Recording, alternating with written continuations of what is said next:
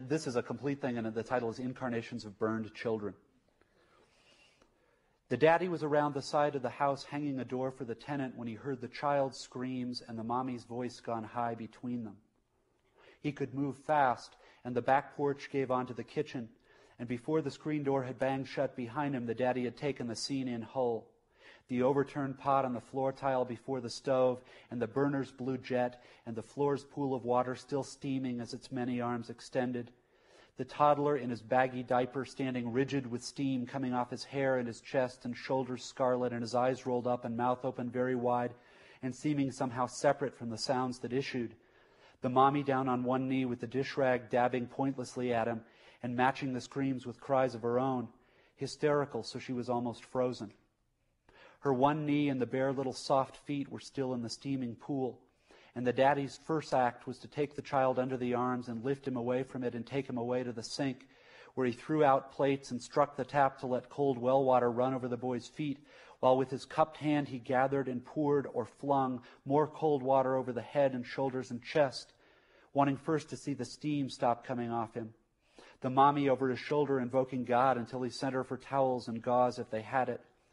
The daddy moving quickly and well, and his man's mind empty of everything but purpose, not yet aware of how smoothly he moved or that he'd ceased to hear the high screams because to hear them would freeze him and make impossible what had to be done to help his own child, whose screams were regular as breath and went on so long they'd become already a thing in the kitchen, something else to move quickly around. The tenant's side's door outside hung half off its top hinge and moved slightly in the wind, and a bird in the oak across the driveway appeared to observe the door with a cocked head as the cries still came from inside. The worst scald seemed to be the right arm and shoulder. The chest and stomach's red was fading to pink under the cold water, and his feet's soft soles weren't blistered that the daddy could see. But the toddler still made little fists and screamed, except maybe now merely on reflex from fear. The daddy would know, he thought possible later. Small face distended and thready veins standing out at the temples, and the daddy kept saying, he was here, he was here. Adrenaline ebbing and an anger at the mommy for allowing this thing to happen just starting to gather in wisps at his mind's extreme rear and still hours from expression. When the mommy returned, he wasn't sure whether to wrap the child in a towel or not, but he wet the towel down and did. Swaddled him tight and lifted his baby out of the sink and set him on the kitchen table's edge to soothe him, while the mommy tried to check the feet's soles with one hand waving around in the area of her mouth and uttering objectless words, while the daddy bent in and was face to face with the child on the table's checked edge, repeating the fact that he was here and trying to calm the toddler's cries, but still the child breathlessly screamed. A high, pure, shining sound that could stop his heart, and his bitty lips and gums now tinged with the light blue of a low flame, the daddy thought, screaming as if almost still under the tilted pot in pain. A minute, two like this that seemed much longer, with the mommy at the daddy's side talking sing-song at the child's face, and the lark on the limb with its head to the side, and the hinge going white in a line from the weight of the canted door, until the first seen wisp of steam came lazy from under the wrapped towel's hem, and the parents' eyes met and widened. The diaper, which when they opened the towel and leaned their little boy back on the checkered cloth and unfastened the softened tabs and tried to remove it, resisted slightly with new high cries and was hot.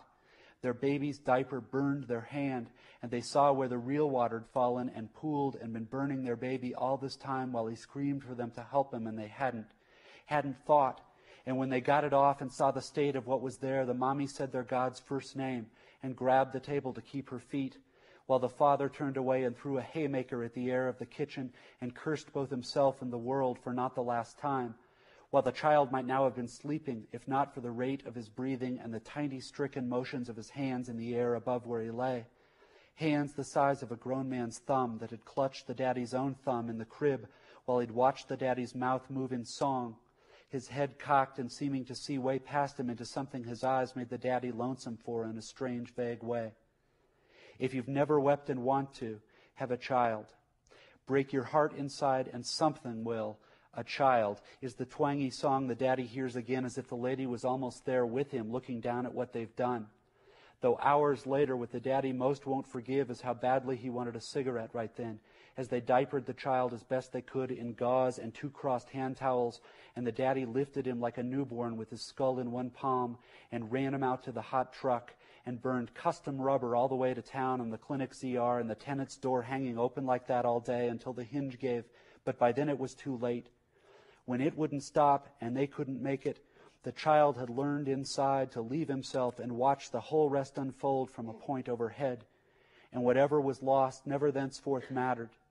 And the child's body slowly expanded and walked about and drew pay and lived its life untenanted, a thing among things, its self-soul so much vapor aloft, falling as rain and then rising, the sun up and down like a yo-yo.